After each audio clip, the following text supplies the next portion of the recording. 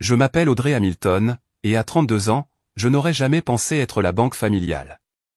Pendant des années, j'ai silencieusement soutenu tout le monde, en particulier ma sœur Cassandra. J'étais la personne responsable, la personne fiable, mais aussi, d'une certaine manière, la personne invisible, jusqu'à ce fameux dîner de famille où Cassandra a décidé de m'humilier devant tout le monde.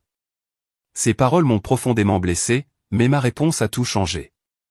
Les expressions choquées autour de cette table m'ont dit qu'il n'y avait pas de retour en arrière. Si vous regardez ceci en ce moment, laissez un commentaire pour me faire savoir d'où vous vous connectez. Cliquez sur le bouton j'aime et abonnez-vous pour savoir comment une simple question a bouleversé toute la dynamique de ma famille. En grandissant dans la banlieue de Boston, Cassandra et moi avons toujours été différentes. De 3 ans mon aînée, elle attirait l'attention dès qu'elle entrait dans une pièce. Avec ses cheveux blonds parfaits, sa personnalité extravertie et son charme naturel, Cassandra est devenue la star incontestée de notre famille.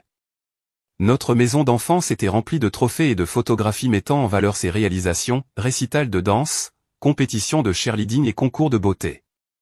Mes parents, George et Eleanor Hamilton, rayonnaient de fierté à chaque représentation. J'étais la plus calme, la rat de bibliothèque qui préférait étudier à se sociabiliser. Pendant que Cassandra dominait les projecteurs, j'ai trouvé du réconfort dans les études. Non pas que quelqu'un semblait le remarquer quand je ramenais des A dans toutes les matières, mon père me tapotait distraitement la tête et disait « C'est bien, Audrey », avant de reporter son attention sur la crise que Cassandra traversait cette semaine-là. Le schéma s'est établi tôt. Cassandra exigeait de l'attention, prenait des décisions impulsives et créait le chaos. Ensuite, mes parents se précipitaient à son secours, résolvant ses problèmes tout en louant sa résilience. Pendant ce temps, j'ai appris à résoudre mes propres problèmes tranquillement. Je suis devenu autonome, non pas par choix, mais par nécessité. L'université a été mon échappatoire. Alors que Cassandra a fréquenté l'université locale et a abandonné après 3 semestres pour se trouver, j'ai obtenu une bourse complète pour un programme d'ingénierie prestigieux à travers le pays. Ces 4 années m'ont donné de l'espace pour respirer, pour découvrir qui j'étais en dehors d'être la petite sœur de Cassandra Hamilton. Je me suis fait de vrais amis qui appréciaient mon intelligence et ma force tranquille. Jem Wilson, ma colocataire de première année, est devenue la sœur que j'aurais aimé avoir.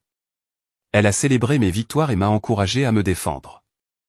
Après avoir obtenu mon diplôme, j'ai décroché un poste dans une entreprise technologique en pleine croissance. J'ai travaillé sans relâche, gravissant les échelons de l'entreprise grâce à ma détermination et à mes compétences. À 30 ans, j'avais atteint une stabilité financière au-delà de ce que quiconque dans ma famille avait connu. Cela aurait dû être une source de fierté, mais c'est devenu un fardeau.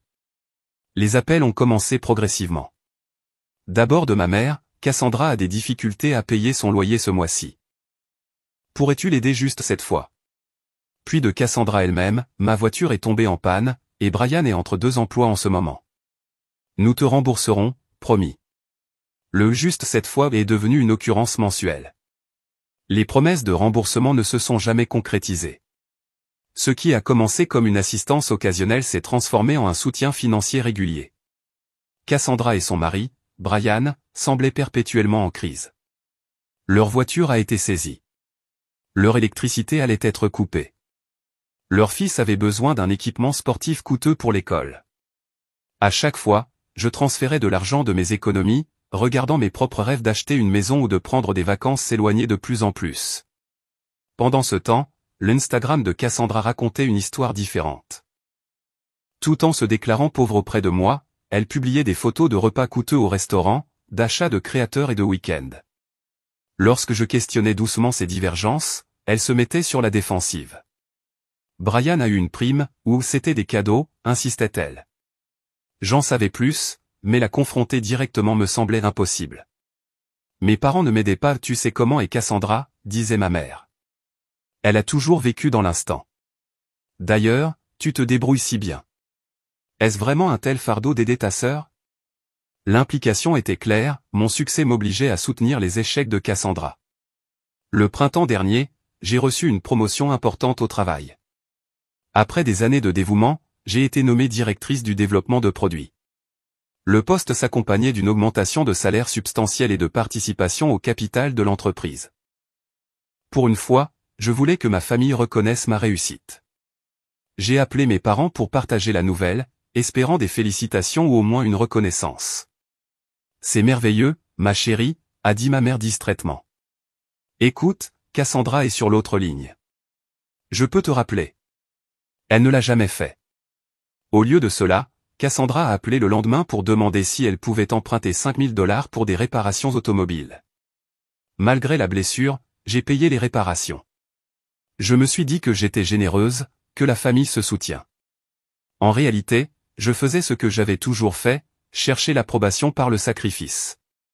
Au fond, j'espérais que si j'aidais assez, que je donnais assez, il finirait par me voir.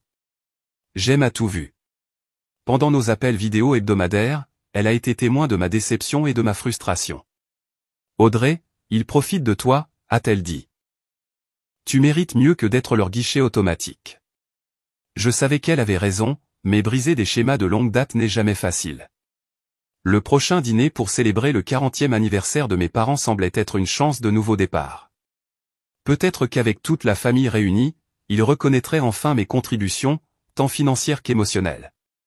Peut-être que Cassandra montrerait une certaine gratitude pour les milliers de dollars que je lui avais donnés au fil des ans. Comme j'avais tort. La tradition familiale Hamilton dictait que toutes les célébrations importantes aient lieu chez Rosetta, un restaurant italien haut de gamme du centre-ville que mes parents fréquentaient depuis l'époque de leur fréquentation. Pour leur 40e anniversaire, je me suis porté volontaire pour tout organiser. J'ai réservé leur table d'angle préférée, organisé un menu spécial avec leurs plats préférés et même coordonné avec le restaurant pour qu'un gâteau personnalisé soit préparé. Je voulais que tout soit parfait. 2 semaines avant le dîner, j'étais au téléphone avec ma mère pour finaliser les détails quand elle a mentionné avec désinvolture que Cassandra avait de nouveau des problèmes financiers. Elle pourrait te demander de l'aider avec son paiement hypothécaire, a dit ma mère. Juste pour te prévenir. J'ai serré mon téléphone plus fort. Maman, je viens de payer $3000 pour réparer sa voiture. C'était il y a seulement 3 semaines. Je sais, ma chérie, mais Brian a vu ses heures réduites au travail, et ils ont du mal. Tu sais, ils ont les garçons à considérer. Mes neveux, Tyler et Jack, étaient souvent utilisés comme levier émotionnel. Comment pouvais-je refuser quand des enfants innocents étaient impliqués? Pourtant, quelque chose en moi avait commencé à changer. Peut-être était-ce l'encouragement persistant de Jem à établir des limites, ou peut-être que j'atteignais simplement mon point de rupture. Peut-être devraient-ils envisager de réduire la taille de leur maison, ai-je suggéré. Leur maison est 2 fois plus grande que la mienne, et je peux me permettre la mienne. L'inspiration abrupte de ma mère a clairement indiqué sa désapprobation. Audrey, ils ont une famille à élever. Tu vis seule. C'est différent. L'implication était blessante. Mes choix de vie étaient en quelque sorte moins valables parce que je m'étais concentré sur ma carrière plutôt que de fonder une famille. La conversation s'est terminée maladroitement avec moi acceptant de réfléchir si Cassandra m'approchait au sujet de l'hypothèque. La veille du dîner, Jem et moi nous sommes rencontrés pour prendre un café. Ses yeux bruns foncés se sont rétrécis alors que je racontais la conversation avec ma mère. Tu sais ce qui va se passer, n'est-ce pas, a dit Jem en remuant son latte. Cassandra va te coincer à ce dîner. Cadre public, occasion familiale, beaucoup de témoins. Configuration parfaite pour te faire sentir que tu ne peux pas dire non. Tu penses qu'elle utiliserait le dîner d'anniversaire de nos parents pour ça? Même en demandant, je savais que Jem avait raison. Cassandra n'avait jamais été subtile dans ses manipulations. Jem a tendu la main à travers la table et a serré ma main. Ma chérie, je t'aime, mais tu dois te préparer. Et une réponse prête. Fixe une limite. Entraîne-toi à dire non. Ce soir-là, je me suis tenu devant le miroir dans mon appartement en répétant des phrases. Je ne suis pas en mesure d'aider en ce moment. Laissez-moi y réfléchir et je reviens vers vous. Avez-vous envisagé de parler à un conseiller financier? Les mots me semblaient étrangers après des années de oui automatique. J'avais passé beaucoup de temps à sélectionner le cadeau parfait pour mes parents, un album photo personnalisé retraçant leurs 40 années ensemble. J'avais numérisé de vieilles photographies, contacté des proches pour des histoires et des souvenirs, et créé quelque chose de vraiment significatif. Cela avait pris des semaines de travail, bien plus d'efforts que simplement écrire un chèque, qui était devenu ma contribution par défaut aux occasions familiales. Le matin du dîner est arrivé avec une complication inattendue. Cassandra a appelé, sa voix suspecte. Audrey, ma chérie, j'ai une petite faveur à te demander. Je me suis préparé. Qu'est-ce que c'est, Cass? Pourrais-tu aller chercher maman et papa pour le dîner ce soir? Brian a ce truc au travail, et nous sommes en retard, et puisque tu vis plus près d'eux. C'était une demande raisonnable en surface, mais j'ai reconnu la stratégie. Si je conduisais nos parents, Cassandra et Brian pourraient contrôler quand la soirée se terminerait. Ils avaient déjà utilisé cette manœuvre auparavant, arrivant en retard et partant tôt, sautant souvent le moment où l'addition arrivait. En fait, j'ai quelques courses à faire avant le dîner, ai-je menti, mais je peux commander un service de voiture pour eux si ça aide. La pause de Cassandra en disait long. Oh, bon, non. Je suppose que nous pouvons nous débrouiller. Au fait, maman t'a parlé de notre situation? L'hypothèque est due la semaine prochaine, et nous sommes un peu à court. Voilà, exactement comme Jem l'avait prédit. Discutons après le dîner, ai-je répondu, surprise par ma propre fermeté. Ce soir devrait être consacré à maman et papa. Bien sûr, Cassandra a reculé. Je pensais juste le mentionner puisque je t'avais au téléphone. À ce soir.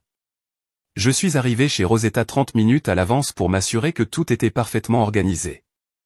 La table était magnifiquement dressée, le menu spécial imprimé, et le gâteau d'anniversaire en sécurité dans la cuisine, attendant le moment parfait. J'avais même apporté une copie encadrée de la photo de mariage de mes parents à exposer sur la table. Mes parents sont arrivés ensuite. Mon père, élégant dans son costume bleu marine, ma mère, élégante dans une robe argentée que je n'avais jamais vue auparavant. Est-ce que c'est nouveau, ai-je demandé en embrassant sa joue. Cassandra m'a emmené faire du shopping le week-end dernier, a-t-elle rayonné. Elle a un tel œil pour la mode. J'ai avalé la question évidente, comment Cassandra pouvait-elle se permettre d'acheter des robes chères tout en mendiant de l'argent pour l'hypothèque? Au lieu de cela, j'ai guidé mes parents à leur place et leur ai présenté des verres de leur champagne préféré. Nous étions à mi-chemin de notre deuxième verre quand Cassandra et Brian sont finalement arrivés, avec 20 minutes de retard. Cassandra a fait son entrée grandiose typique, embrassant l'air de tout le monde tout en expliquant bruyamment leur retard. La circulation était absolument folle. Et puis nous avons dû trouver un parking parce que la ligne de voituriers était trop longue. J'ai remarqué immédiatement que Cassandra portait également une nouvelle tenue, son poignet orné d'un bracelet que je n'avais pas vu auparavant. Brian avait l'air mal à l'aise, ses yeux se déplaçant autour du restaurant comme s'il cherchait des issues de secours. Ma mère s'est exclamée sur l'apparence de Cassandra. Tu es magnifique, ma chérie. Est-ce que ce bracelet est nouveau? Cassandra a tendu son poignet, les diamants captant la lumière. Juste un petit cadeau d'anniversaire de Brian. 10 ans le mois prochain, elle m'a jeté un regard oblique. Nous croyons qu'il faut célébrer correctement les étapes importantes. La pique subtile ne m'a pas échappé. J'avais récemment mis fin à une relation de 2 ans et j'étais de nouveau célibataire, une autre façon dont ma vie était censée être inférieure à celle de Cassandra. Alors que les apéritifs arrivaient, Cassandra a dominé la conversation avec des histoires sur les réalisations de ses fils et des anecdotes de son emploi à temps partiel dans une boutique que tout le monde savait qu'elle avait pris pour la réduction des employés plutôt que pour le maigre salaire. Chaque histoire semblait conçue pour la positionner comme la fille réussie et épanouie malgré ses difficultés financières. J'ai contribué occasionnellement à la conversation, mentionnant ma récente promotion sans en souligner l'importance. Personne n'a posé de questions de suivi. Quand j'ai brièvement décrit un projet majeur que je menais, Cassandra a interrompu avec une histoire dramatique sur le tournoi de soccer de Tyler. Au moment où nos plats principaux sont arrivés, je pouvais sentir un mal de tête de tension familier se former derrière mes yeux. Je me suis excusé pour aller aux toilettes, ayant besoin d'un moment seul. Debout devant le miroir, j'ai pris de profondes respirations, les mots de Jem résonnant dans mon esprit. Fixe une limite. Entraîne-toi à dire non. Quand je suis retourné à la table, la dynamique avait en quelque sorte changé. Brian avait l'air encore plus mal à l'aise, et mon père fronçait les sourcils dans son verre de vin. Les joues de Cassandra étaient rouges, que ce soit à cause de l'alcool ou de l'émotion, je ne pouvais pas dire. Qu'est-ce que j'ai manqué, ai-je demandé légèrement en reprenant ma place. Ma mère m'a tapoté la main. Rien, ma chérie. Cassandra nous racontait ses projets de vacances pour l'été. Des projets de vacances? Tout en mendiant de l'argent pour l'hypothèque, je n'ai pas pu cacher ma surprise. Cassandra a attrapé mon expression et a plissé les yeux. Nous méritons une pause, a-t-elle dit sur la défensive. Brian travaille si dur, et les garçons ont besoin d'expérience, pas seulement de choses. Je n'ai rien dit, ai-je répondu en coupant mon piccata de poulet. Tu n'as pas eu à le faire. Ton visage a tout dit. La voix de Cassandra avait pris le ton tranchant que je connaissais trop bien. Tout le monde ne donne pas la priorité au travail par rapport à la famille, Audrey. Et voilà, la première attaque directe de la soirée, mais certainement pas la dernière. L'éclairage tamisé et l'atmosphère romantique de Rosetta en ont toujours fait un lieu idéal pour les célébrations. Des lustres en cristal jetaient une lueur chaleureuse sur des nappes blanches et des couverts polis. Un pianiste jouait doucement dans le coin, la musique offrant une toile de fond douce à la conversation. Dans des circonstances différentes, j'aurais apprécié le cadre élégant. Ce soir-là, on aurait dit une scène élaborée pour le drame qui allait se dérouler. J'ai choisi de ne pas répondre à la pique de Cassandra sur le fait de donner la priorité au travail par rapport à la famille. Au lieu de cela, je me suis tourné vers mon père et je lui ai posé des questions sur son jeu de golf, un sujet sur qui l'animait généralement. Il s'est lancé dans une histoire sur sa récente partie, et la tension s'est temporairement apaisée. Le serveur est arrivé avec une autre bouteille de vin, que j'avais précommandée, connaissant la préférence de mon père. Pendant qu'il versait, ma mère s'est exclamée « Oh, c'est la réserve spéciale, Audrey. » Cela a dû coûter une fortune. Avant que je puisse répondre, Cassandra a interrompu. Je suis sûr qu'Audrey peut se le permettre avec son salaire de directrice fantaisie, n'est-ce pas, sœur? Son ton donnait à la remarque un son plus accusateur que félicitations. Je voulais que ce soir soit spécial, ai-je dit simplement en levant mon verre. Pour 40 ans de mariage. Maman et papa, puissions-nous tous avoir la chance de trouver le genre d'amour et de partenariat que vous avez créé. Tout le monde a levé son verre, momentanément uni dans le toast. Ma mère a essuyé ses yeux, sincèrement émue. C'était le moment que j'avais espéré, une brève fenêtre d'appréciation et de connexion. Le moment est passé trop vite. Alors que nous nous installions dans nos plats principaux, mon père a posé des questions à Brian sur sa situation professionnelle. Je cherche toujours quelque chose à temps plein, a marmonné Brian en poussant les pattes autour de son assiette. Le boulot dans la construction n'est que 3 jours par semaine en ce moment. Ça doit être difficile, a dit mon père avec sympathie. Nous nous débrouillons, a répondu Cassandra pour son mari. Nous avons appris à être ingénieux. Elle m'a jeté un autre regard appuyé. Je me suis concentré sur mon repas, déterminé à ne pas me laisser entraîner dans le jeu auquel elle jouait. La conversation a dérivé vers les nouvelles du quartier et les connaissances mutuelles. J'ai commencé à penser que nous pourrions passer au travers du dîner sans incident majeur après tout. Puis ma mère, essayant peut-être de m'inclure plus activement, a dit « Audrey, raconte à tout le monde ta promotion. C'est une nouvelle tellement excitante. » Tous les yeux se sont tournés vers moi. Prise au dépourvu par l'attention soudaine, j'ai expliqué brièvement mon nouveau rôle, l'équipe que je dirigerais et les projets que j'étais excité de développer. Ça a l'air très impressionnant, a dit mon père. Et pour une fois, il semblait sincèrement intéressé. Votre entreprise a de la chance de vous avoir. Merci, papa, ai-je répondu, la chaleur se répandant dans ma poitrine à cette rare reconnaissance. Cassandra a posé son verre de vin avec une force excessive.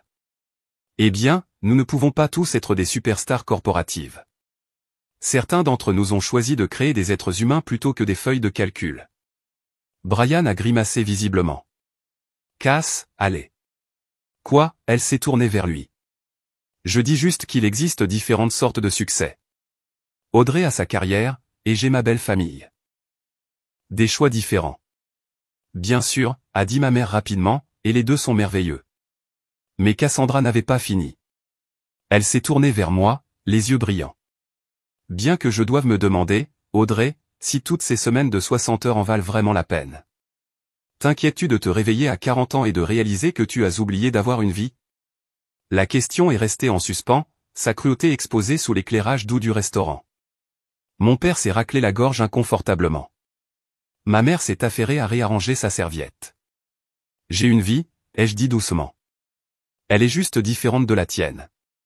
Bien sûr, a reniflé Cassandra. Tout travail et pas de plaisir. Pas de mari, pas d'enfant, juste un titre fantaisie et un appartement vide. Cassandra, a prévenu ma mère. Ceci est censé être une célébration. Je suis juste inquiète pour ma sœur, a continué Cassandra, une fausse douceur dégoulinant de ses mots. Travailler toutes ces heures, toujours seule. Ça ne peut pas être sain. J'ai pris une gorgée d'eau mesurée, essayant de garder mon calme. J'apprécie ton inquiétude, mais je suis en fait très heureuse de ma vie. L'es-tu vraiment, cependant, a insisté Cassandra. Parce que d'où je suis assise, ça a l'air plutôt vide. Tout cet argent et personne avec qui le partager, sauf nous, bien sûr, quand nous avons besoin d'un peu d'aide. Elle a ri, regardant autour de la table comme si elle invitait tout le monde à se joindre à son amusement. Le commentaire a frappé comme un coup physique. Est-ce vraiment ainsi que ma famille me voyait? Comme rien de plus qu'une source de fonds pratiques? Cassandra, ça suffit, a dit mon père, mais sa réprimande manquait de conviction. Sentant qu'elle avait trouvé une vulnérabilité, Cassandra s'est penchée en avant. Comment est-ce que ça fait, Audrey? Comment est-ce que ça fait d'être la personne la plus inutile ici? Une vague de rire mal à l'aise a circulé autour de la table. Brian a gloussé nerveusement. Même ma mère a souri par réflexe avant de se reprendre. Mon père fixait intensément son assiette. Le temps a semblé ralentir. À ce moment-là, j'ai vu avec une clarté parfaite ce qui se passait depuis des années. Je n'étais pas valorisé comme une fille ou une sœur. J'étais valorisé comme un guichet automatique, une ressource à exploiter. Chaque fois que les mauvaises décisions de Cassandra créaient une nouvelle crise, mes réalisations étaient rejetées, ma vie personnelle critiquée, ma générosité tenue pour acquise. Quelque chose a changé en moi. Toute une vie à accommoder, à chercher l'approbation par le sacrifice financier, à accepter silencieusement mon rôle désigné, m'a soudainement semblé insupportable. J'ai posé ma fourchette avec soin. La table était devenue silencieuse, sentant peut-être le changement d'énergie. J'ai regardé directement Cassandra, ma voix stable et calme. Comment est-ce que ça fait de savoir que cette personne inutile ne paiera plus vos factures? Le silence qui a suivi a été absolu. L'expression suffisante de Cassandra s'est figée, puis s'est effondrée dans la confusion. Quoi, a-t-elle finalement réussi? Tu m'as entendu, ai-je continué, ma voix gagnant en force. Plus de paiements hypothécaires, plus de réparations automobiles, plus de prêts dont nous savons tous qu'ils ne seront jamais remboursés. J'en ai fini. Le visage de Cassandra est devenu rouge vif. Tu ne peux pas être sérieuse. On plaisantait juste. Était-ce une plaisanterie quand tu m'as appelé la semaine dernière pour me dire que tu étais à court pour ton hypothèque? Était-ce une plaisanterie quand j'ai payé 3 000 $ pour réparer ta voiture le mois dernier ou les 5 000 $ avant cela pour ta dette de carte de crédit? La tête de Brian s'est tournée vers sa femme. Tu m'as dit que tes parents t'avaient aidé avec la carte de crédit. Le regard que Cassandra m'a jeté était du pur venin. Audrey exagère. Elle aide de temps en temps, comme une famille devrait le faire. De temps en temps. J'ai sorti mon téléphone, ouvert mon application bancaire et l'ai glissé sur la table à mon père. Faites défiler ces transactions, papa. Chaque paiement à Cassandra au cours de la dernière année, additionnez-les, puis dites-moi si cela ressemble à une aide occasionnelle pour vous. Les yeux de mon père se sont écarquillés alors qu'il faisait défiler. C'est substantiel. 27 000 $ au cours des 12 derniers mois seulement, ai-je déclaré catégoriquement. Pendant ce temps, Cassandra achète des vêtements de marque, planifie des vacances et se présente avec de nouveaux bijoux tout en pleurant la pauvreté devant moi. Tu n'as pas le droit de surveiller comment nous dépensons notre argent, a bafouillé Cassandra. En fait, quand c'est mon argent qui paie votre hypothèque, j'ai le droit de me demander pourquoi vous avez besoin d'aide financière tout en achetant des articles de luxe. Ma mère a attrapé mon bras. Audrey, s'il te plaît, ce n'est pas le moment ni l'endroit. Quand est le moment, maman? Quand Cassandra appellera la semaine prochaine avec une autre urgence ou la semaine suivante. Les yeux de Cassandra se sont remplis de larmes, sa défense habituelle lorsqu'elle est confrontée. Je n'arrive pas à croire que tu fais ça. Nous sommes une famille. La famille s'aide mutuellement. La famille ne profite pas l'une de l'autre, ai-je répondu. La famille ne se moque pas de la personne à qui elle emprunte constamment de l'argent. La famille montre de la gratitude, pas du mépris. Le serveur s'est approché avec des menus de dessert, a jeté un coup d'œil à notre table et s'est sagement retiré. Alors c'est tout? La voix de Cassandra s'est élevée, attirant les regards des tables voisines. Tu nous coupes juste à cause d'une petite plaisanterie. Ce n'était pas une plaisanterie. C'était la vérité sur la façon dont tu me vois. Et non, je ne nous coupe pas. Je fixe une limite avec toi spécifiquement, Cassandra. Maman et papa peuvent toujours compter sur moi chaque fois qu'ils ont besoin de quelque chose. Mais toi et Brian devez trouver comment vivre selon vos moyens. Brian, qui était resté silencieux tout au long de l'échange, a finalement parlé. Elle a raison, Cass. Nous ne pouvons pas continuer à faire ça. Cassandra s'est retournée vers lui, la trahison écrite sur son visage. De quel côté es-tu? Il ne devrait pas y avoir de côté, ai-je interrompu. Il ne s'agit pas de prendre parti. Il s'agit de reconnaître la réalité et d'apporter des changements.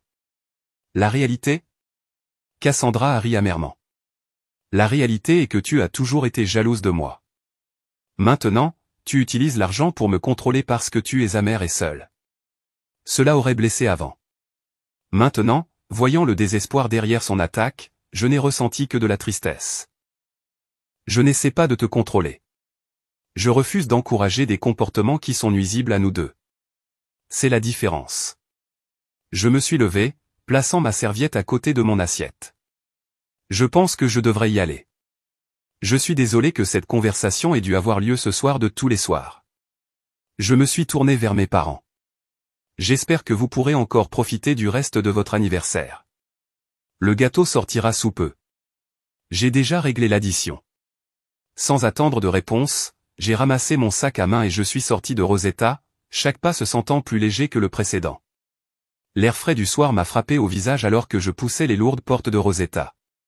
Pendant un instant, je suis resté sur le trottoir, légèrement étourdi par l'adrénaline.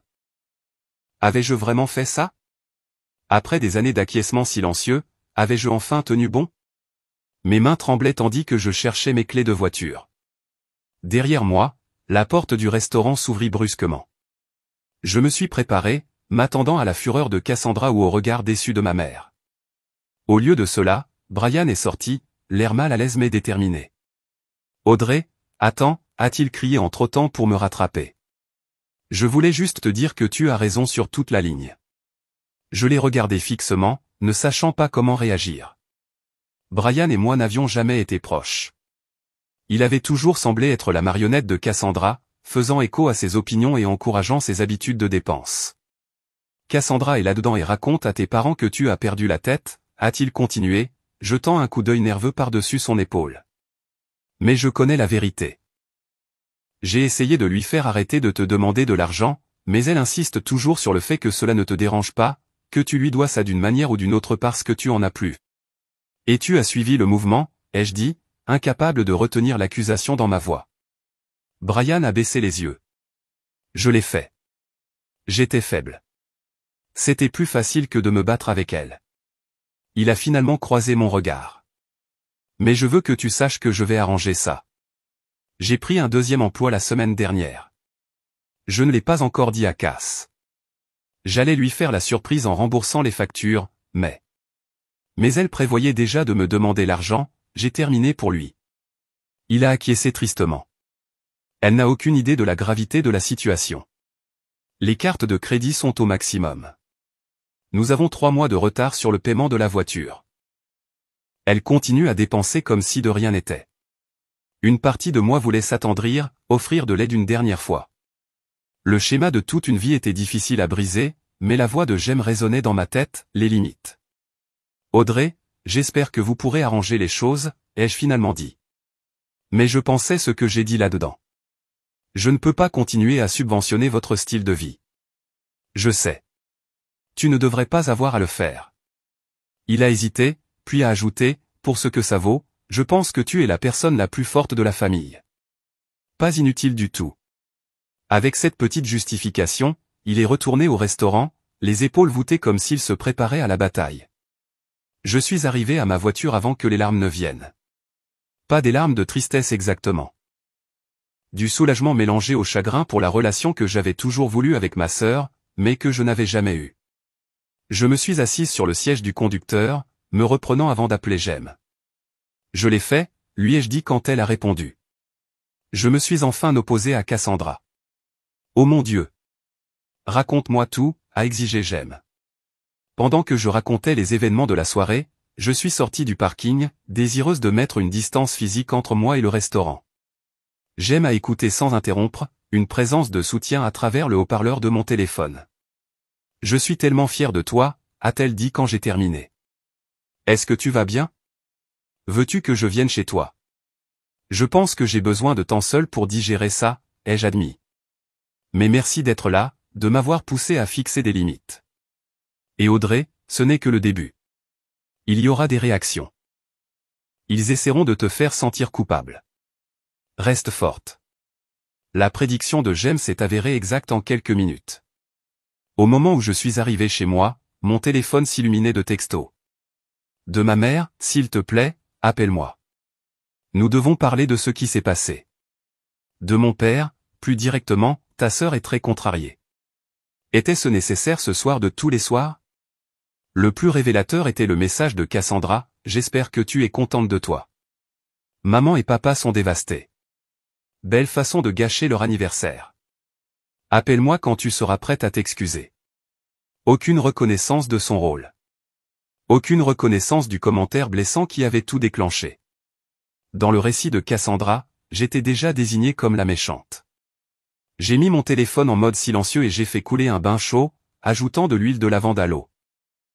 En m'enfonçant dans la chaleur, je me suis permis de ressentir pleinement les émotions que j'avais refoulées pendant la confrontation.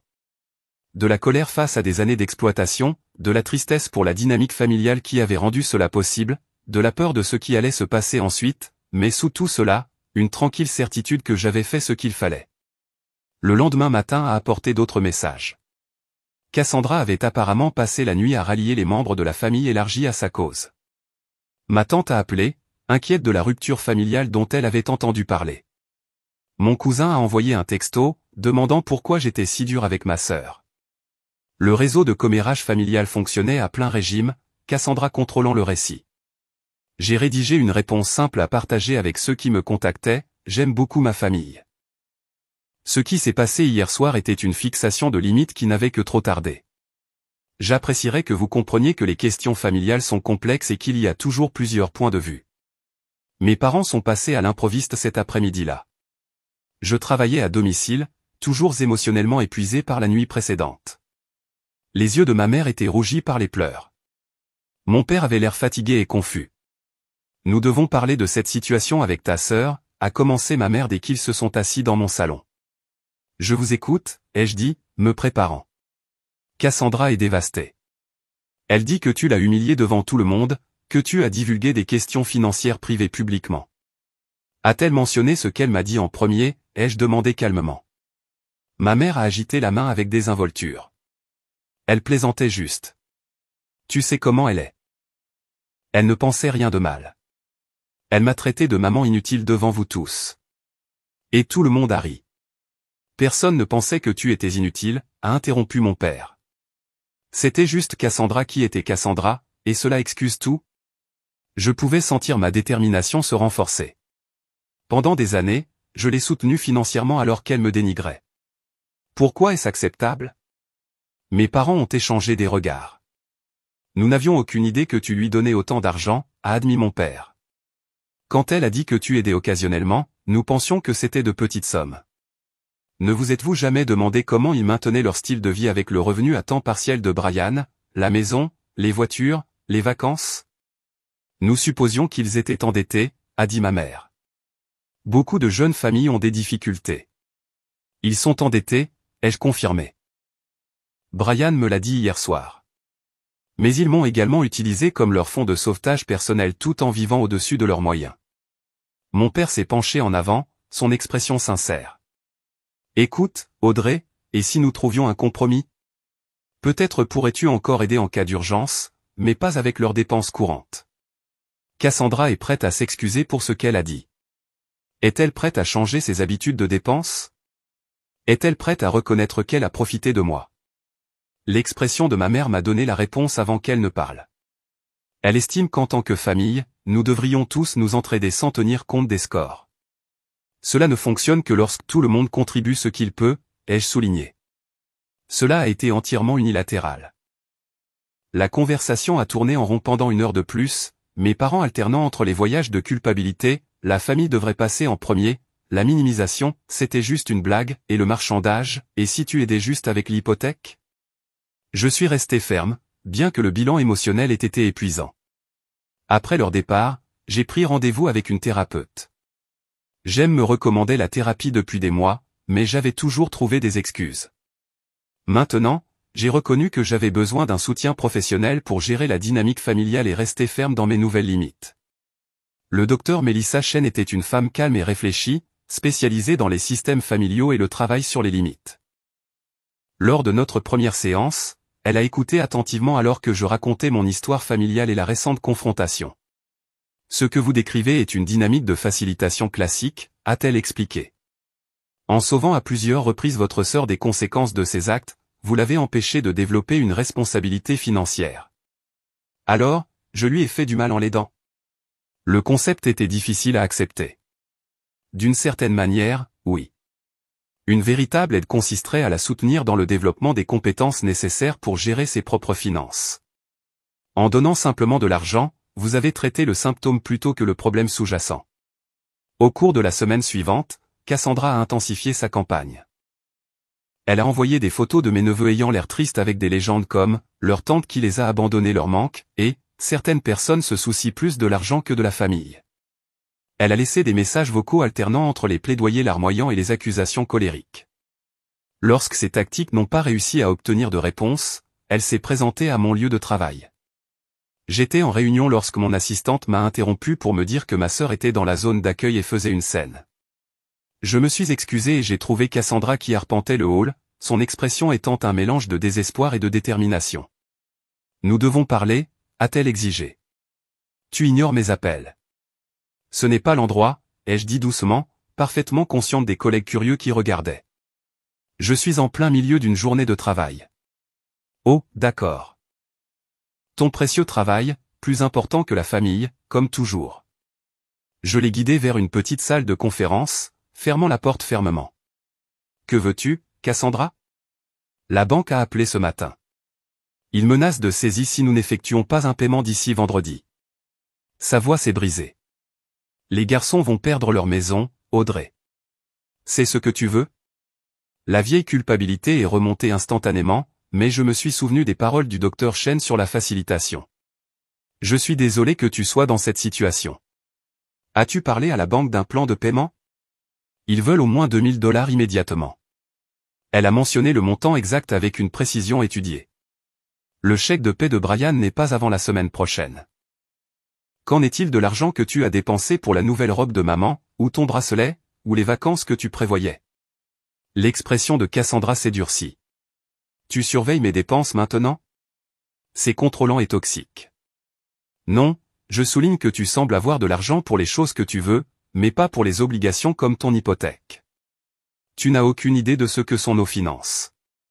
En fait, Brian m'a dit pas mal de choses l'autre soir à propos des cartes de crédit au maximum, du paiement de la voiture que tu as 3 mois de retard. Le visage de Cassandra a pâli. Il n'avait pas le droit. Il était honnête. Ce que tu pourrais essayer. J'ai pris une profonde inspiration. Je ne peux plus te donner d'argent, Cassandra. Ni pour l'hypothèque, ni pour rien d'autre. Je peux t'aider à trouver un conseiller financier. Je peux t'aider à créer un budget, mais les virements d'argent sont terminés. Alors, tu vas juste nous laisser devenir sans abri ? Quel genre de sœur es-tu ? Le genre qui en a marre d'être utilisé. Je me suis levé. Je dois retourner à ma réunion. S'il te plaît, ne viens plus à mon lieu de travail. Alors que je me tournais pour partir, Cassandra m'a interpellé, tu vas le regretter quand tu seras vieille et seule avec rien d'autre que ton argent pour te tenir compagnie. Ces mots étaient conçus pour blesser, pour déclencher mes insécurités les plus profondes. Dans le passé, ils auraient fonctionné. Cette fois, j'ai reconnu la manipulation pour ce qu'elle était. Ce soir-là, j'ai reçu un appel inattendu de Brian. Je voulais que tu saches que Cassandra m'a parlé de sa visite à ton bureau. Je suis désolé pour ça. C'était inapproprié. Merci, ai-je dit, surprise par les excuses. Je voulais aussi que tu saches que j'ai vendu mes guitares de collection hier. J'ai eu assez d'argent pour effectuer le paiement hypothécaire et rattraper le retard sur la voiture. Nous allons bien. Ça a dû être difficile. Je sais à quel point ces guitares étaient importantes pour toi. Pas aussi difficile que de voir ma femme détruire sa relation avec sa sœur, a-t-il dit doucement. Nous allons régler ça, Audrey, sans plus compter sur toi.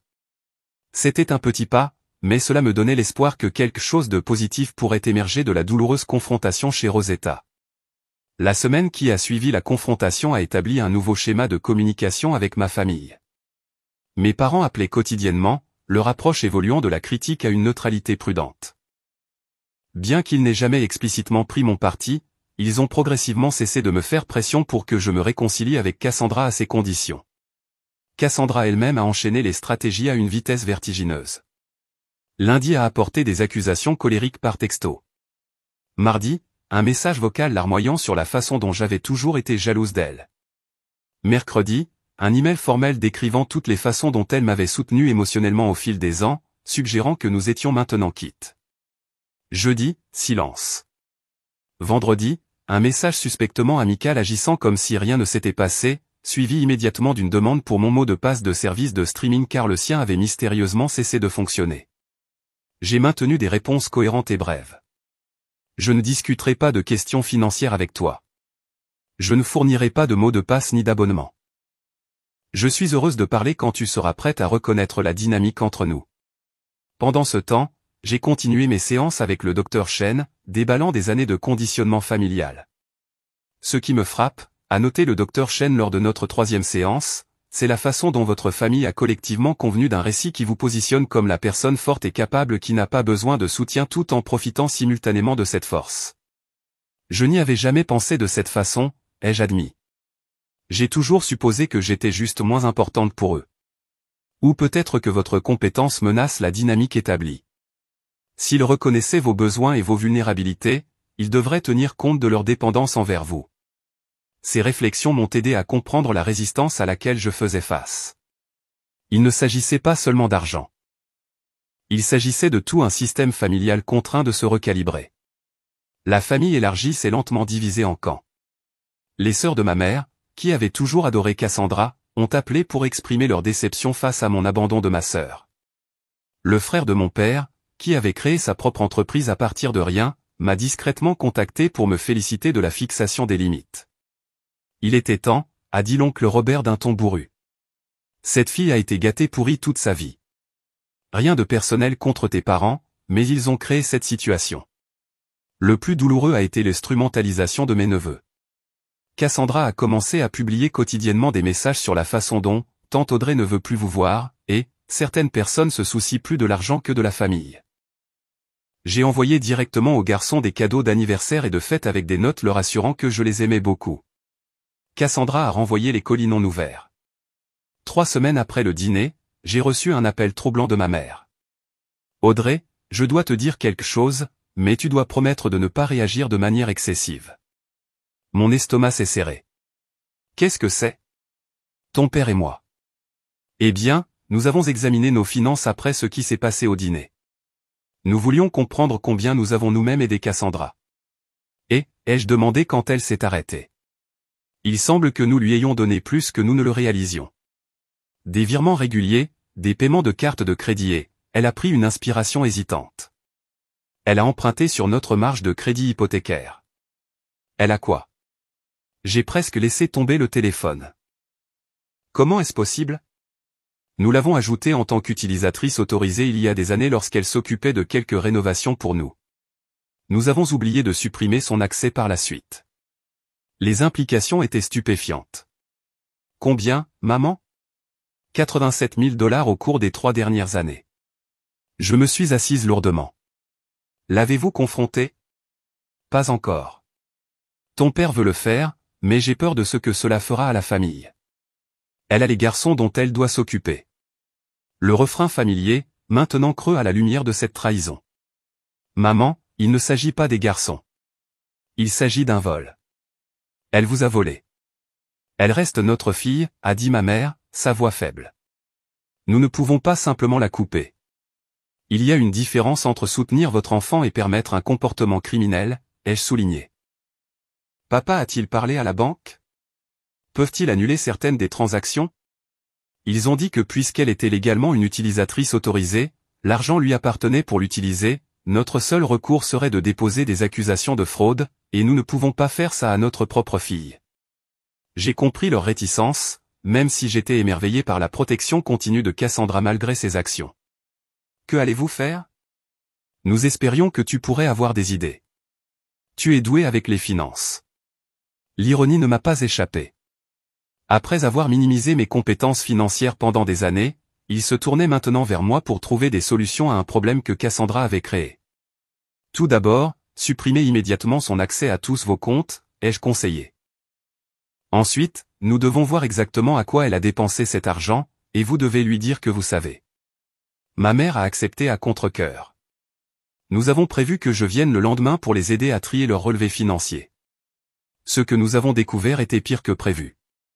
Cassandra n'avait pas seulement utilisé la marge de crédit hypothécaire, mais avait également ouvert plusieurs cartes de crédit au nom de mes parents en utilisant leurs informations personnelles.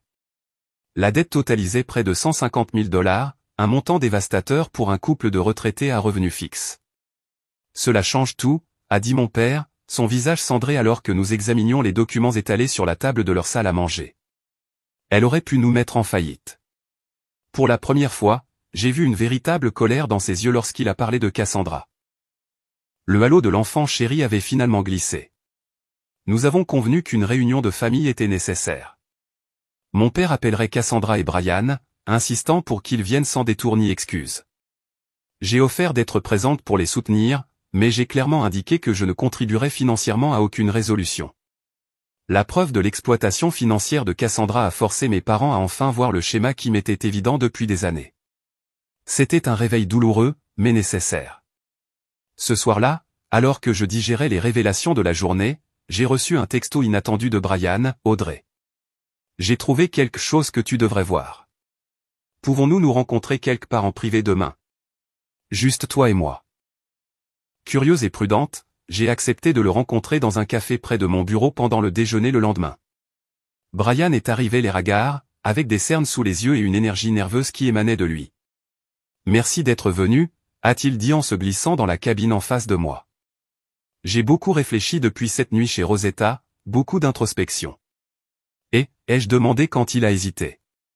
Et j'ai réalisé que j'avais été complice du comportement de Cassandra pendant des années, trouvant des excuses, la couvrant, prétendant que nos problèmes financiers étaient temporaires alors qu'ils étaient auto-infligés. Il a sorti un dossier de son sac messager. Après que tu aies coupé l'argent, Cassandra est devenue désespérée. Elle a commencé à fouiller dans les anciens relevés financiers à la recherche d'actifs qu'elle pourrait exploiter. C'est alors que j'ai trouvé ça. Il a fait glisser plusieurs documents sur la table, des relevés bancaires, des factures de cartes de crédit, des demandes de prêt, tous écrits de la main de Cassandra, mais avec ma signature falsifiée au bas. Elle prévoyait de contracter des prêts à ton nom, a expliqué Brian.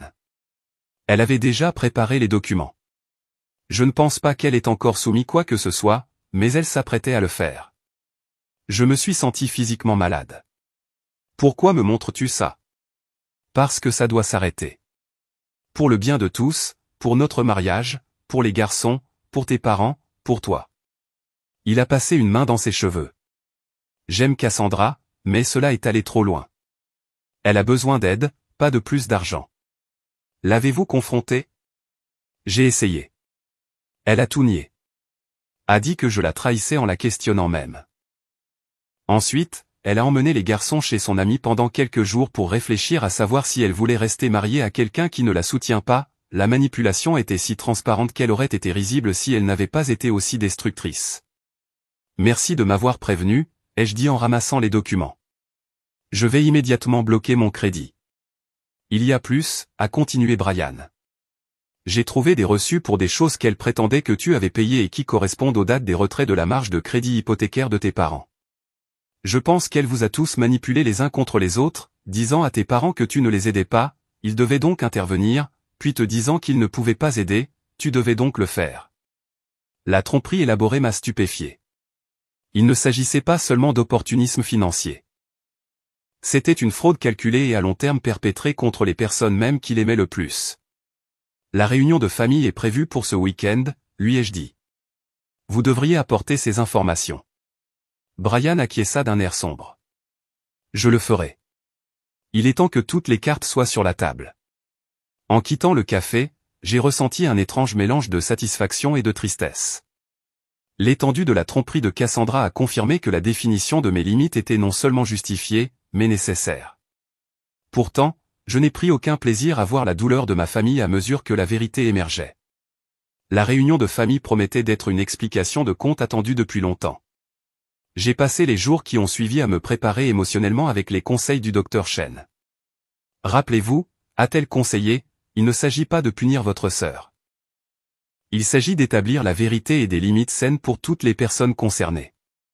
Et si elle refuse de reconnaître ce qu'elle a fait, ai-je demandé. C'est son choix. Vous ne pouvez pas contrôler sa réponse, seulement la vôtre. L'important est que les schémas soient mis en lumière. Avec cette perspective, je me suis préparé à tout ce qui allait suivre. Le salon de mes parents avait toujours été le lieu des réunions de famille, des fêtes et des célébrations. Maintenant, il allait accueillir un type de réunion très différent. Je suis arrivé 30 minutes à l'avance pour aider ma mère à préparer le café et à disposer les chaises. Elle se déplaçait dans la cuisine mécaniquement, sa chaleur habituelle atténuée par l'inquiétude. « Penses-tu qu'elle viendra réellement » a-t-elle demandé, sa voix à peine audible. « Papa a dit qu'elle avait promis d'être là » ai-je répondu, bien que je partageais son inquiétude. Cassandra avait l'habitude d'éviter les conversations difficiles. Et si cela empire tout? Et si nous la perdons complètement? J'ai placé ma main sur celle de ma mère, interrompant son pliage nerveux de serviette. Maman, la relation est déjà endommagée. Pas par cette réunion, mais par les actions qui l'ont rendue nécessaire. La seule voie à suivre est l'honnêteté. Elle acquiesça à contre-cœur. Je n'aurais jamais imaginé que nous serions dans cette situation. Où nous sommes-nous trompés avec elle? Cette question, chargée de culpabilité et de chagrins parentaux, n'avait pas de réponse simple. Avant que je puisse formuler une réponse, la sonnette a retenti. Brian est arrivé en premier, seul. Cassandra arrive séparément, a-t-il expliqué, son expression sombre. Elle voulait avoir du temps pour se préparer. Mon père l'a conduit à un siège, lui offrant du café, que Brian a refusé. Nous sommes restés assis dans un silence inconfortable jusqu'à 15 minutes après l'heure convenue. Nous avons entendu la voiture de Cassandra dans l'allée. Elle est entrée comme une tempête, pleine d'indignation vertueuse et d'énergie défensive. Alors, c'est une intervention, n'est-ce pas? Toute la famille qui se ligue contre moi. S'il te plaît, assieds-toi, Cassandra, a dit mon père fermement. Nous avons des choses sérieuses à discuter. Si c'est une question d'argent, j'ai déjà dit à maman que je rembourserai la ligne de crédit hypothécaire quand je le pourrai, a-t-elle rétorqué, prenant le siège le plus éloigné de Brian. Bien que je n'apprécie pas d'être prise en embuscade comme ça. Ma mère s'éclaircit la gorge. Cassandra, il ne s'agit pas seulement de la ligne de crédit hypothécaire. Nous savons aussi pour les cartes de crédit et les demandes de prêt. Les yeux de Cassandra ont jeté un coup d'œil à Brian, qui a soutenu son regard avec constance. Vous avez fouillé dans mes affaires, envahi ma vie privée. Nous avons trouvé les relevés lorsque nous essayions de comprendre nos propres finances, a expliqué mon père, des finances que tu t'es apparemment appropriées sans notre connaissance ni notre permission. J'allais tout rembourser, a insisté Cassandra. Nous avons traversé une mauvaise passe. C'est tout. Tout le monde a parfois des problèmes d'argent. Il ne s'agit pas d'avoir des problèmes d'argent, ai-je interrompu. Il s'agit de la façon dont tu as choisi de les résoudre en volant à maman et papa, en prévoyant de me voler. Voler est un mot dur, a-t-elle rétorqué. Je préfère emprunter temporairement. Brian s'est penché en avant. Cass, nous devons 147 000 $ à tes parents. Ce n'est pas un emprunt temporaire. C'est une dette importante que nous avons accumulée en achetant des choses dont nous n'avions pas besoin et que nous ne pouvions pas nous permettre. Le visage de Cassandra a rougi de colère. Alors tu prends leur parti maintenant, après tout ce que j'ai fait pour cette famille. Que as-tu fait exactement pour cette famille, a demandé mon père, son ton plus tranchant que je ne l'avais jamais entendu. Parce que de là où je suis assis, tu as pris et pris, sans rien donner en retour. Ce n'est pas juste. Je vous ai donné des petits-enfants. Je vous rends visite chaque semaine. J'aide maman avec son jardin. La voix de Cassandra s'est élevée avec chaque déclaration, ses mains gesticulant sauvagement. Et nous vous aimons pour ces choses, a dit doucement ma mère. Mais elle ne vous donne pas le droit de nous voler. Je n'ai pas volé, Cassandra s'est levée brusquement. Si vous êtes si inquiet pour l'argent, pourquoi ne pas demander à votre précieuse Audrey de vous aider? Elle en a plein. Ce n'est pas la responsabilité d'Audrey, a déclaré fermement mon père. C'est entre toi et nous, et nous devons discuter de la façon dont tu comptes réparer cela. Le rire de Cassandra était amer. Réparation? Comme si j'étais une criminelle. Vous prévoyez de porter plainte contre votre propre fille? La question est restée en suspens, inconfortable, mais nécessaire. Mes parents ont échangé des regards. Nous ne voulons pas engager de poursuites judiciaires, a dit prudemment ma mère. Mais nous avons besoin d'une reconnaissance de ce qui s'est passé et d'un plan concret pour y remédier. Et si je refuse, alors quoi? Vous allez me renier? Choisir Audrey à ma place comme toujours? Le récit de la victime était si pratiqué, si réflexe que Cassandra semblait y croire malgré toutes les preuves du contraire. Dans son esprit, elle était toujours la partie lésée. Brian s'est levé, puis s'est placé à côté de mes parents. Cassandra, j'ai besoin que tu écoutes attentivement. Tes parents t'offrent une chance de réparer cela sans conséquences juridiques. C'est un cadeau que tu ne mérites pas pour le moment. Je pense que tu devrais l'accepter. Le front uni a semblé enfin pénétrer les défenses de Cassandra. Ses épaules se sont affaissées alors qu'elle se laissait retomber sur sa chaise. « Qu'est-ce que vous voulez de moi » a-t-elle demandé, sa voix faible. Mon père a clairement exposé les conditions. Premièrement, Cassandra devrait reconnaître par écrit ce qu'elle avait fait. Deuxièmement, elle et Brian devraient vendre leur maison, qui dépassait leurs moyens, et utiliser le produit pour commencer à rembourser mes parents. Troisièmement, Cassandra devrait suivre des conseils financiers et une thérapie pour traiter les problèmes sous-jacents qui ont conduit à son comportement. Vendre notre maison. Cassandra avait l'air anéantie. Où allons-nous vivre? Nous avons trouvé un appartement raisonnable près de l'école des garçons, a répondu Brian. J'ai déjà versé un acompte. Tu as fait quoi? Cassandra s'est retournée vers lui, sans même en discuter avec moi. Comme tu as discuté de l'ouverture de cartes de crédit au nom de tes parents, a rétorqué Brian. Cassandra, nous ne pouvons pas nous permettre notre style de vie. Nous n'avons jamais pu. Il est temps de vivre dans la réalité. Alors que les implications s'imprégnaient, l'expression de Cassandra a oscillé entre l'incrédulité, la colère et enfin quelque chose qui ressemblait à de la résignation. Et si j'accepte tout cela, alors quoi? Tout le monde me pardonne et on fait comme si rien de tout ça ne s'était passé? Le pardon n'est pas la même chose que l'oubli, ai-je dit doucement. La confiance se reconstruit avec le temps par des actions, pas des promesses. Pour la première fois, Cassandra m'a regardé sans hostilité ni manipulation.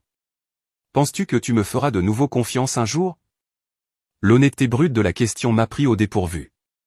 Je ne sais pas, ai-je admis. Cela dépend de toi et des choix que tu feras à l'avenir. Cassandra hocha lentement la tête, une larme coulant sur sa joue. Je n'ai jamais voulu que les choses empirent à ce point. C'est juste parti en vrille. Un petit mensonge a conduit à un autre, puis à un autre. Après un certain temps, je ne voyais plus d'issue. Ce n'était pas une reconnaissance complète, mais c'était ce qui ressemblait le plus à un remords sincère que je lui avais entendu depuis des années. Il y a toujours une issue, a dit mon père. Mais cela commence par l'honnêteté. L'honnêteté complète. La conversation qui a suivi a été difficile mais nécessaire. Cassandra a admis toute l'étendue de ses tromperies financières, notamment en manipulant chaque membre de la famille avec des histoires différentes. Elle a essayé à plusieurs reprises de justifier ses actions ou d'en minimiser l'impact, mais Brian et mes parents sont restés fermes. À la fin de la réunion, un accord préliminaire avait été conclu. Mes parents n'engageraient pas de poursuite judiciaire si Cassandra respectait le plan de réduction de la taille et de début de remboursement. Brian reprendrait complètement leurs finances dans un avenir prévisible. Cassandra commencerait une thérapie la semaine suivante. Quant à ma relation avec Cassandra, nous avons convenu d'un contact limité pendant qu'elle travaillait sur ses problèmes. J'ai clairement indiqué que le soutien financier était définitivement exclu, mais je resterais impliqué auprès de mes neveux et ouverte à la reconstruction de notre relation si elle faisait preuve d'un réel changement. Avant de partir, Cassandra a demandé à me parler en privé. Nous sommes sortis sur le porche arrière, le soleil couchant projetant de longues ombres sur le jardin de mes parents. Je suis désolé, a-t-elle dit, les bras croisés autour d'elle. Pas seulement pour les questions d'argent, pour ce que j'ai dit au restaurant sur le fait que tu étais inutile. Pourquoi as-tu dit ça, ai-je demandé. Tu le pensais vraiment? Elle est restée silencieuse pendant un moment. Non, le contraire, en fait. Tu as toujours été la personne compétente, celle qui réussit. Je pense que j'en voulais à ça. C'était plus facile de te rabaisser que d'admettre que j'étais jalouse. L'aveu m'a surpris. Tu étais jalouse de moi? Mais tu as toujours tout eu, l'attention, les louanges, le soutien. J'avais de l'attention, pas du respect. Il y a une différence. Elle a regardé le jardin. Tu as construit quelque chose de réel, une carrière, une stabilité financière, une indépendance. Je me suis contenté d'exister, de compter sur le charme et la générosité des autres. C'était creux, mais je ne savais pas comment changer. Je voulais croire que sa perspicacité était authentique, que ce moment représentait un véritable tournant. L'expérience me rendait prudente. J'espère que la thérapie t'aidera à comprendre, ai-je dit finalement. Je veux vraiment que tu réussisses, Cassandra, mais plus à mes dépens. Elle a hoché la tête, essuyant une larme. Je comprends. Je ne me ferai pas confiance non plus en ce moment. Alors que je rentrais chez moi ce soir-là, je me suis sentie plus légère que je ne l'avais été depuis des années, non pas parce que tout était résolu, loin de là, mais parce que la vérité avait enfin été dite à voix haute, et avec la vérité est venue la possibilité d'un réel changement. Les semaines suivantes ont apporté des changements petits mais significatifs. Cassandra et Brian ont mis leur maison en vente et ont commencé à se débarrasser de leurs biens. Mes parents ont rencontré un conseiller financier pour évaluer les dommages causés à leur plan de retraite. J'ai maintenu une distance prudente, soutenant mais ferme dans mes limites. Brian appelait régulièrement pour donner des nouvelles, sa voix devenant plus confiante à mesure qu'il prenait le contrôle de leurs finances. Nous avons vendu les sacs à main de marque de Cassandra en consignation, a-t-il rapporté un soir. Nous avons remboursé complètement l'une des plus petites cartes de crédit. Elle a pleuré lorsqu'ils ont été ramassés, mais a dit ensuite qu'elle se sentait soulagée, comme si un poids se levait. Ma mère a partagé que la thérapie de Cassandra semblait faire une différence. Elle s'est excusée d'avoir mis cette position, s'est-elle émerveillée. Ton père est presque tombé de sa chaise. Petites étapes, mais dans la bonne direction. La route à venir ne serait pas facile pour aucun d'entre nous, mais pour la première fois depuis des années, il semblait que nous empruntions tous le même chemin, aussi provisoire soit-il. 6 mois après la confrontation chez mes parents, je me tenais à la porte du nouvel appartement de Cassandra et Brian, un cadeau de pendaison de crémaillère caché sous mon bras. L'espace était modeste, mais lumineux, moitié moins grand que leur précédente maison, mais d'une certaine manière plus accueillant. Des photos des garçons tapissaient les murs à côté d'œuvres d'art encadrées qu'ils avaient créées. Pas de meubles design ni de décorations élaborées, juste des pièces simples et fonctionnelles qui créaient une maison plutôt qu'une vitrine. Cassandra m'a accueilli avec un sourire sincère, la méfiance qui avait caractérisé nos récentes interactions visiblement diminuée. Entre. Les garçons sont tellement heureux que tu sois là. Mes neveux Tyler et Jacques se sont précipités hors de leur chambre pour m'enlacer avec enthousiasme. Tante Audrey, tu nous as apporté quelque chose, a demandé Jacques en lorgnant le paquet. Jacques, a grondé Cassandra. Ce n'est pas poli. Désolé, a-t-il marmonné, l'air penaud. Nous sommes juste heureux de te voir.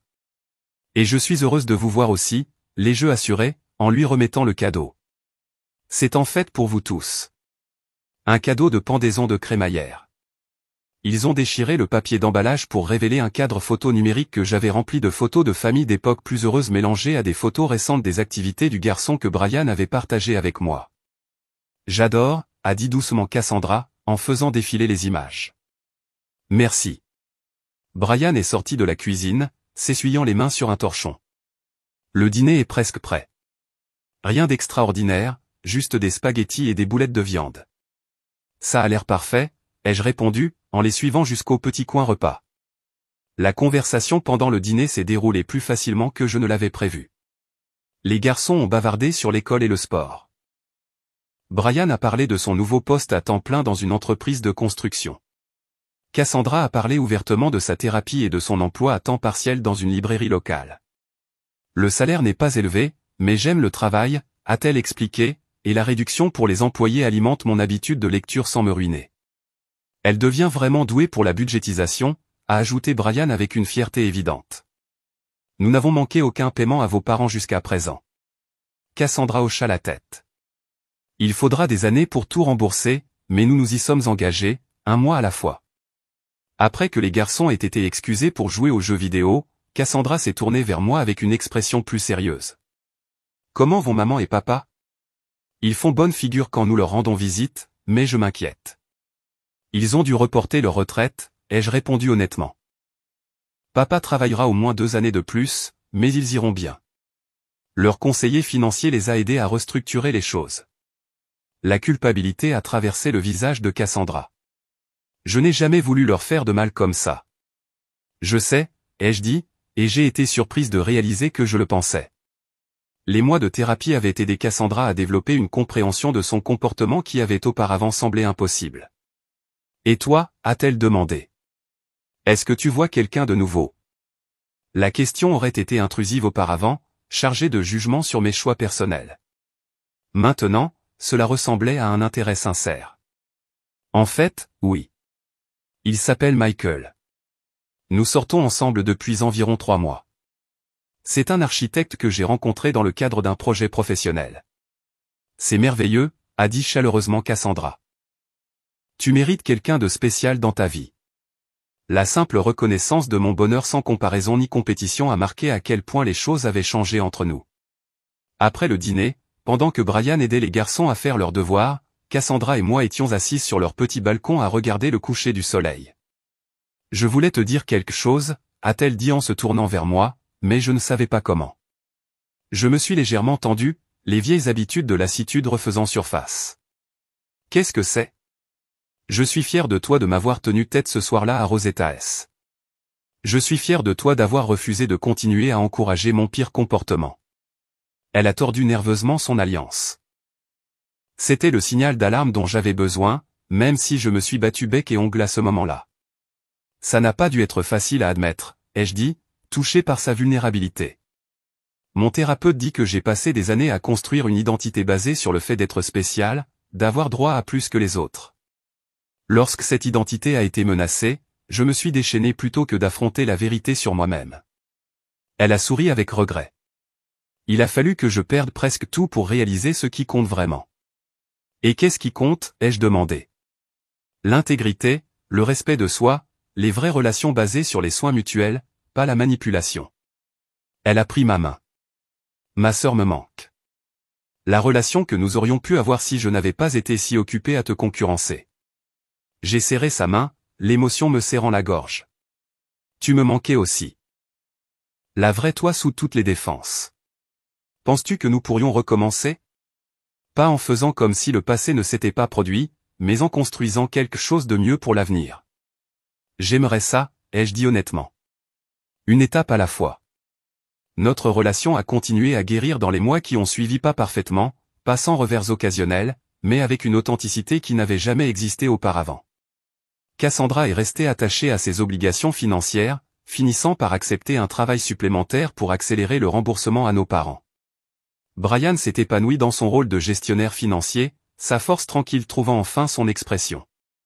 Mon propre parcours de guérison a pris des chemins inattendus. Fixer des limites à ma famille m'a donné le courage d'examiner d'autres domaines de ma vie où je m'étais permis d'être sous-évalué. J'ai refusé un projet au travail qui aurait fait progresser ma carrière mais au prix de mon bien-être. J'ai mis fin à une amitié qui était devenue à sens unique et épuisante. J'ai commencé à m'exprimer davantage lors des réunions de famille, ne me contentant plus d'être négligé. Ma relation avec Michael s'est approfondie au fur et à mesure que je partageais l'histoire de ma famille et mon processus continu d'établissement de schémas plus sains. Tu t'es défendu, a-t-il dit avec admiration après avoir entendu parler de la confrontation à Rosetta S. Il faut un courage incroyable pour ça. Ça ne ressemblait pas à du courage sur le moment, ai-je admis. C'était terrifiant. Les actions les plus courageuses le sont généralement, a-t-il souligné. Tu as changé le cours de la dynamique de toute ta famille avec un moment de vérité. Sa perspective m'a aidé à voir mes actions sous un nouveau jour, non pas comme une protection égoïste de mes ressources, mais comme une perturbation nécessaire de schémas destructeurs qui avaient nui à toutes les personnes concernées, y compris Cassandra elle-même. Mes parents aussi ont vécu leur propre croissance à travers ce processus douloureux. Mon père, en particulier, est devenu plus affirmatif dans l'expression de ses sentiments au lieu de s'en remettre automatiquement au désir de ma mère de maintenir la paix à tout prix. Ils ont commencé une thérapie de couple pour traiter les schémas de communication qui avaient contribué au dysfonctionnement familial. Nous aurions dû fixer des limites plus fermes avec Cassandra il y a des années, a reconnu mon père lors d'une conversation privée. Nous pensions que nous montrions de l'amour en lui donnant tout ce qu'elle voulait. Au lieu de cela, nous l'empêchions de développer sa résilience. Vous avez fait de votre mieux avec ce que vous compreniez à l'époque, les jeux assurés. Et tu as payé le prix de nos erreurs, a-t-il dit tristement. Toujours la responsable, prenant le relais. Je suis désolé que nous n'ayons pas vu ce que cela t'a coûté. Sa reconnaissance a guéri une blessure que je portais depuis l'enfance, la douleur d'être à la fois sollicité et négligé. 1 an après le dîner à Rosetta S, ma famille s'est de nouveau réunie pour célébrer l'anniversaire de mes parents. Cette fois, nous nous sommes rencontrés dans un restaurant modeste adapté au budget de chacun. Cassandra et Brian sont arrivés à l'heure, apportant un cadeau fait maison qu'ils avaient créé avec les garçons.